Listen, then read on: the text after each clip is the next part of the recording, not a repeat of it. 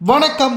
பீகார் சிறையில் உதயநிதி அவர்கள் அடைக்கப்படுகிறார்களா? பீகாரில் இருந்து போலீஸ் உதயநிதியின் வீட்டிற்கு வருகை தர உள்ளதாக செய்திகள் கிடைக்கப்பெற்றுள்ளது. நண்பர்களே, ஒரே ஒரு லைக் மற்றும் சப்ஸ்கிரைப் பண்ணிருங்க. சனாதானத்தை பற்றி பேசி உதயநிதி அவர்கள் அமைச்சராக இருந்த போதிலும் சரி, துணை முதல்வராக இருந்த போதிலும் சரி, சனாதானத்தை பற்றி பேசி கடுமையான சர்ச்சைகளில் சிக்கினார். வடமாநிலங்களில் அப்பொழுது இந்தியா கூட்டணி தோல்வியடைந்ததற்கு காரணமே உதயநிதிதான் என்று கூறினார்கள். நாமே பல முறை நமது சேனலில் தெரிவித்திருந்தோம். ஆனால் அப்பொழுது அதிகாரம் உதயநிதியிடம் இருந்ததன் காரணமாக பல வழக்குகள் உதயநிதி அவர்களுக்கு எதிராக பதிவு செய்த போதிலும் தனது அதிகாரத்தை பயன்படுத்தி அதை எல்லாம் தவிடுபடியாக்கினார் உதயநிதி அவர்கள். ஆனால் இப்பொழுது காங்கிரசின் கூட்டணியும் கிடையாது, திமுகவில் அதிகாரமும் கிடையாது. உதயநிதி அவர்கள் எதிர்க்கட்சியாக முதல் நாளில் சட்டமன்றத்தில் சனாதானத்தை பற்றி பேசி மீண்டும் சர்ச்சையில் சிக்கி பழைய வழக்குகள் மேல்முறையீடு செய்து பீகாரில் தனிப்பட்ட நீதிமன்றத்தில் உதயநிதி அவர்களது பெயர் சேர்க்கப்பட்டு தங்களை துன்புறுத்தும் விதமாக இவரது வார்த்தைகள் இருந்ததாகவும், உதயநிதி அவர்கள் சனாதானத்தை பேசி எங்களது குறிப்பிட்ட சமூகத்திற்கு இழிவாக செயல்படுத்திவிட்டார் என்றும் பல்வேறு வழக்குகளும் உதயநிதியின் மீது பதிவு செய்யப்பட்டுள்ளது. வருகின்ற திங்கட்கிழமை அன்று இந்த வழக்கு நீதிமன்றத்திற்கு வருகை தர உள்ளது. இதில் உதயநிதி அவர்கள் நேரடியாக ஆஜராக வேண்டும். இல்லை என்றால் பிடிவாரன் மூலமாக உதயநிதி அவர்களை தமிழ்நாட்டிற்கு பீகார் காவல்துறை அதிகாரிகள் நேரடியாக வந்து உதயநிதியை கைது செய்வார்கள் என்ற தகவலும் அரசியல் வட்டாரத்தில் மிக பெரிய அளவில் பேசும் பொருளாக மாறிவிட்டது. ஏனென்றால் திராவிட முன்னேற்ற கழகத்திற்கு தேவையே சர்ச்சைகள் தான். பாஜக உள்ளே வந்துவிடக்கூடாது, பாஜக உள்ளே வந்துவிடக்கூடாது என்பதுதான் திமுகவின் எண்ணம். மக்களிடம் நல்ல பெயரை பெற வேண்டும் என்பதற்காக மத்திய அரசு வழங்கக்கூடிய திட்டங்களுக்கு எல்லாம் தடையாக இருந்து தமிழ்நாட்டில் பல ஆயிரம் கோடிகள் கடன்களை பெற்று ஒட்டுமொத்தமாக திமுகவின் வளர்ச்சி மட்டும் கடந்த 5 ஆண்டுகளில் பார்ட்டி ஃபண்டின் மூலமாக பல 100 கோடிகள் ஒவ்வொரு அமைச்சர்களும் சேகரித்திருக்கிறார்கள் என்றால் அதற்கு காரணம் திமுகவின் ஆட்சியில் முறைகேடு.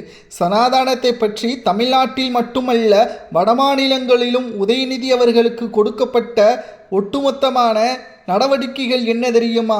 கழிவறைகளில் உதயநிதி அவர்களது புகைப்படங்கள் வைக்கப்பட்டதும் ராசாவின் புகைப்படங்கள் கழிவறையில் ஒட்டப்பட்டதும் தான் அப்பொழுது வைரலாகவே பரவியது.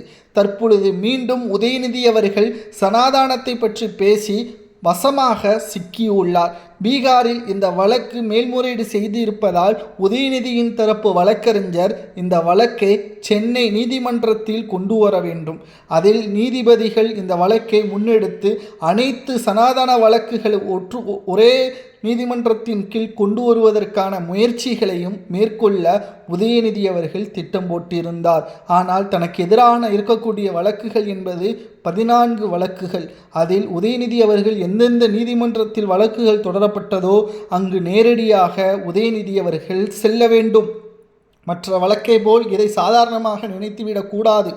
அவர்களுக்கான சமுதாயத்தில் அவர்களுக்கான வழங்கப்படக்கூடிய சனாதன பிரச்சனைகள் என்பது உதயநிதி அவர்கள் பேசி அதை மிகப்பெரிய அளவில் பிரச்சனையாக மாற்றக்கூடிய வகையில் உதயநிதி அவர்களது செயல்பாட்டின் காரணமாகத்தான் தற்பொழுது சனாதானத்தால் திமுக இந்தியா கூட்டணி அப்பொழுது தோல்வியை தழுவியது. இப்பொழுது உதயநிதி அவர்கள் மூலமாகத்தான் திமுக தமிழ்நாட்டில் ஆட்சி அமைக்க முடியாமலும் ஸ்டாலின் அவர்கள் கொளத்தூர் தொகுதியில் எம்எல்ஏவாக முடியாமலும் மாறியதற்கு காரணமாகவும் அமைந்துவிட்டது. தமிழக அரசியலில் இனி தமிழ்நாட்டில் ஒருபோதும் ஆளும் கட்சியாக திமுக வருவதற்கு சாத்தியமே கிடையாது. ஏனென்றால் திமுக ஒவ்வொரு துறைகளிலும் 100 ரூபாய் முதல் 100 கோடி வரைக்கும் ஒவ்வொரு துறைகளிலும் ஒரே நாளில் லஞ்சமாக பெற்றுள்ளார்கள். இதற்கு காரணம் மக்கள் இவர்கள் மீது வைத்த அந்த நம்பிக்கையை உதயநிதி அவர்களது தந்தையும் முன்னாள் முதல்வருமான ஸ்டாலின் அவர்கள் அந்த நம்பிக்கையை இழந்துவிட்டார். 10 ஆண்டுகள் திமுக ஆட்சியே அமைக்காத நிலையில் ஸ்டாலின் அவர்கள் ஒவ்வொரு ஊர்களிலும் பிரச்சாரங்கள் நடைபாதை மூலமாக செய்து நம்பிக்கையை பெற்றார். அந்த நம்பிக்கையை காப்பாற்றியிருக்க வேண்டும். ஆனால் ஸ்டாலின் அவர்களோ அந்த நம்பிக்கையை காப்பாற்றாமல் தனது மருமகனையும் தனது மகனையும் நம்பி தமிழ்நாட்டில் ஒட்டுமொத்தமான வளர்ச்சிக்கு இடையூறாக இவர்கள் இருக்கிறார்கள் என்பது தெரிந்தும் கூட முழு சுதந்திரத்தையும் வழங்கி எங்கு பார்த்தாலும் ஊழல். தற்பொழுது தமிழ்நாட்டில் பாதுகாப்பு இல்லாத நிலைமை இருக்கிறது என்று அதற்கு காரணமே திமுகவின் ஆட்சியில் செய்த ஊழல்கள், குற்றச்சாட்டுகள், தவறான வழியில் செயல்பாடுகள். சபரீசன் அவர்களும் உதயநிதியும் பல 100 கோடிகளை கமிஷனாக பெற்றுக்கொண்டு அனைத்து தவறுகளுக்கும் உடந்தையாக இருந்ததும் திமுகவின் தோல்விற்கு முக்கியமான காரணமாகவே அமைந்துவிட்டது. அது மட்டுமல்ல, கூடுதலாக சனாதானத்தை பற்றி மேடைகளில் பேசியே உதயநிதி அவர்கள் தற்பொழுது பல்வேறு வழக்குகளிலும் சிக்கக்கூடிய வகையில் அமைந்துவிட்டது. சொல்லும் அளவிற்கு திமுகவில் சரியான கூட்டணிகளும் இல்லை.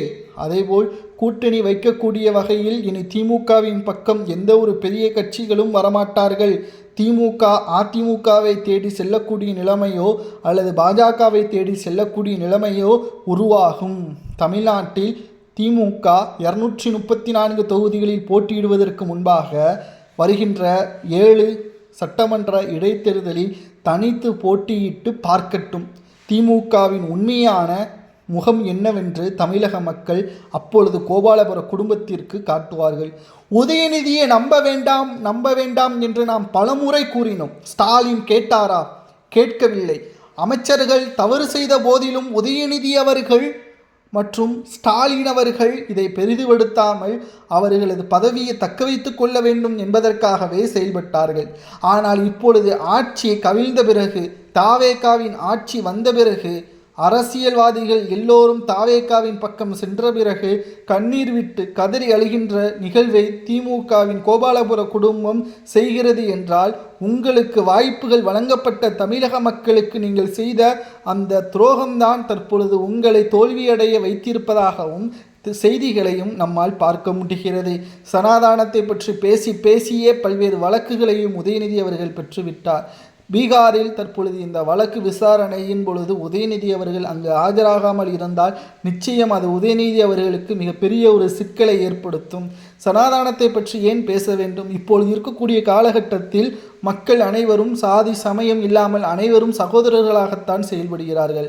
அதை மீண்டும் அவர்கள் பிரச்சனைகளில் ஈடுபட்டு அவர்களுக்கிடையேயான வேற்றுமையை உருவாக்கி ஒற்றுமை இல்லாமல் உதயநிதி அவர்கள் செயல்படுத்துவது நிச்சயம் தவறானது என்றும் தற்பொழுது புகார்கள் அளிக்கப்பட்ட நிலையில் பீகாரில் உதயநிதியின் மீது வழக்கு தொடரப்பட்டது சரியா தவறா என்பதை தமிழக மக்களாகிய உங்களது கருத்துக்களை கமெண்ட் வாயிலாக மறக்காமல் கூறுங்கள்.